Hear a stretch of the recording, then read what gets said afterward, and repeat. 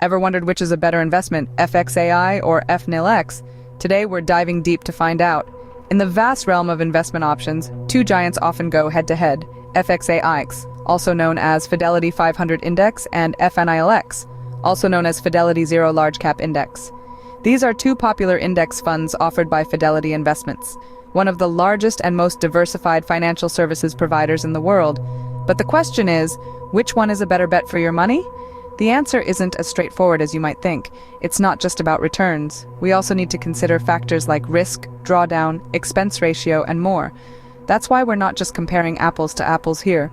We're peeling back the layers to see what's really inside. So let's dive in to see which one stands out when we compare their performance. Could this be the best S&P 500 index fund? We'll find out. Firstly, let's look at the start and end balance for both FXAI and FNILX. Imagine, if you will, you've invested $10,000 in either of these funds. Now, fast forward to the end of the investment period. With FNILX, your balance would have grown to a whopping $23,954. On the other hand, with FXAI, you would be looking at a balance of $23,877. But why is this significant, you ask? Well, the end balance is a direct reflection of the potential return on your investment. It's the tangible result of all the percentages and metrics we'll be discussing. This balance is essentially what you walk away with, and it's a vital part of deciding where to place your hard-earned money.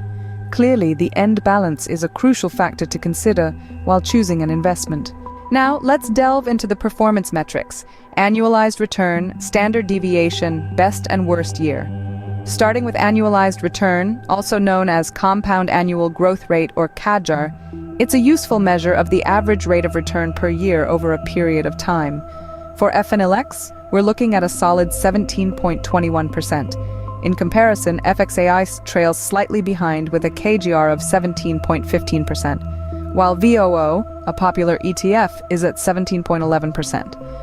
These figures suggest that both FNILX and FXAI have been strong performers. Next, we have standard deviation, a key metric that reflects the volatility or risk associated with an investment.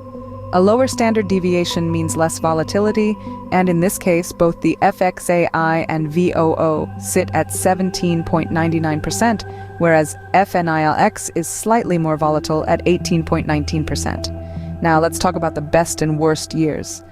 These metrics give us a snapshot of the highest and lowest annual returns. FNILX had its best year with an impressive return of 31.79%, outperforming FXAI's best year at 31.47%, and VOO's best year at 31.35%. On the flip side, the worst year for FNILX saw a decline of 19.36%, a steeper fall compared to FXAI's worst year at negative 18.13% and VOO's negative 18.19%. These performance metrics provide key insights into the volatility and potential returns of these investments. But remember, while past performance can be a useful tool, it's not a crystal ball. It doesn't guarantee future returns. As always, it's important to consider your personal risk tolerance and investment goals when making decisions. In the meantime, subscribe. Now, let's move on to discuss drawdown ratios and correlation, which will give us a more comprehensive understanding of the potential risks and rewards associated with FNILX and FXAI. Moving on, let's discuss maximum drawdown, Sharpe ratio, Sortino ratio, and benchmark correlation. The maximum drawdown is the greatest single drop from peak to bottom in the value of a portfolio before a new peak is achieved. In this case, FNILX had the largest drawdown at negative 24.78%. The Sharpe ratio measures risk-adjusted performance. It's a way to examine the performance of an investment by adjusting for its risk. All three funds, FNILX, VOO, and the Fidelity 500 Index, have a Sharpe ratio of 0.85, indicating a good risk-adjusted return. The Sortino ratio, similar to the Sharpe ratio, differentiates harmful volatility from total overall volatility by using the asset's standard deviation of negative asset returns, called downside deviation. All three funds have a Sortino ratio of 1.35. Benchmark correlation measures how closely an investment's performance correlates with a benchmark index. Here, all funds exhibit perfect correlation with the benchmark. These factors play a significant role in determining the risk and reward profile of these investments. Finally, let's consider the expense ratio, an often overlooked but critical factor. This tiny percentage can have a significant impact, quietly nibbling away at your returns over time.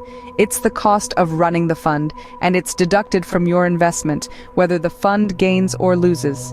Now let's look at our contenders. The Fidelity Zero Large Cap Index, or FNILX, boasts an expense ratio of 0%. Yes, you heard that right, zero. This means that every single dollar you invest goes towards your potential returns. On the other hand, the Fidelity 500 Index, or FXAI, has an expense ratio of 0.015%. While this is still incredibly low, it's not zero. Over the long term, this small difference can add up.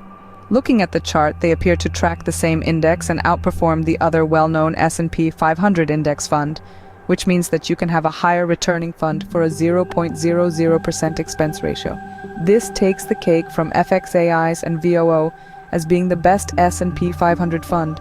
So when it comes to choosing between FXAI and FNILX, it's not just about the returns, but also about understanding the different factors that impact these returns. Remember to subscribe and comment on what fund you want me to look into next.